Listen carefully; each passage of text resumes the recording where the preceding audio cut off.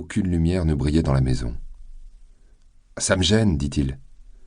Vaudrait mieux voir s'il n'y a personne. » La fille rebondit sur le lit. « Essaye-le d'abord. » Il s'allongea et glissa un oreiller sous sa tête. « Alors, comment tu le trouves ? Il est ferme ?» Elle se tourna sur le côté et lui posa la main sur le visage. « Embrasse-moi, dit-elle. Relevons-nous. Embrasse-moi. » Elle ferma les yeux. Elle le serra dans ses bras. Il dit « Je vais voir s'il y a quelqu'un. » Mais il se contenta de s'asseoir et resta là, à regarder la télévision. Des lumières s'allumèrent d'un bout à l'autre de la rue. « Ce serait drôle de... » commença la fille en souriant, mais elle n'acheva pas sa phrase. Le garçon rit, sans raison. Sans raison, il alluma la lampe de chevet. La fille chassa un moustique de la main.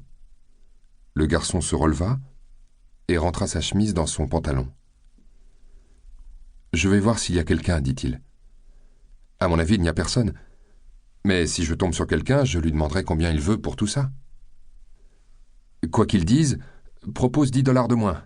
Ça marche toujours. Sans compter que ces gens doivent être désespérés. La télé est bien, dit le garçon. Demande-leur le prix. » L'homme arrivait sur le trottoir avec un sac du supermarché. Il avait acheté des sandwichs, de la bière, du whisky. Il vit la voiture dans l'allée et la fille sur le lit. La télé était allumée et il y avait un garçon sur la véranda. « Bonjour, » dit l'homme à la fille. « Vous êtes sur le lit, je vois. C'est bien. »« Bonjour, » répondit la fille en se levant. « C'était pour l'essayer. » Elle le tapota. « Ça m'a l'air d'un bon lit. »« C'est un bon lit, » dit l'homme en déposant le sac dont il retira la bière et le whisky. « On croyait qu'il n'y avait personne, » dit le garçon. « Le lit nous intéresse et peut-être la télé. Peut-être le bureau aussi. Combien vous voulez pour le lit ? » « Je pensais demander $50. »« 40, ça vous irait, dit la fille. »« Va pour 40. » Il sortit un verre du carton, enleva le morceau de papier journal et brisa le cachet de la bouteille de whisky. « Et pour la télé ? » demanda le garçon. « $25. »« Vous la laisseriez à 15 ? » lança la fille. « D'accord pour 15. J'accepte. » La fille jeta un regard au garçon.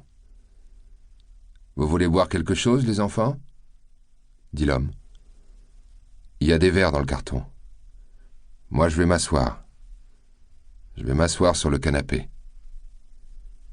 Il s'installa sur le canapé, se renversa en arrière et dévisagea le garçon et la fille.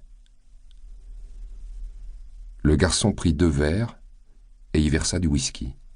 « C'est assez pour moi, » dit la fille, « et je voudrais de l'eau dans le mien. » Elle tira une chaise et s'assit à la table de la cuisine. « Il y a de l'eau au robinet par là, » indiqua l'homme.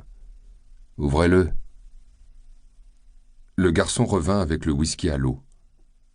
Il se racla la gorge et s'assit à la table de cuisine. Il souriait. Mais il ne toucha pas à son verre. L'homme fixait la télévision. Il finit son whisky et s'en versa un autre. Comme il tendait la main pour allumer le lampadaire, sa cigarette lui glissa des doigts et tomba entre les coussins. La fille se leva pour l'aider à la retrouver. « Alors, qu'est-ce qui te tente ? » dit le garçon. Il sortit son carnet de chèques qu'il tint devant sa bouche, comme s'il réfléchissait. « Je prendrais bien le bureau, » dit la fille. « Il est à combien le bureau ?» L'homme balaya de la main cette question incongrue. « Dites un chiffre. » Il les regarda assis à la table.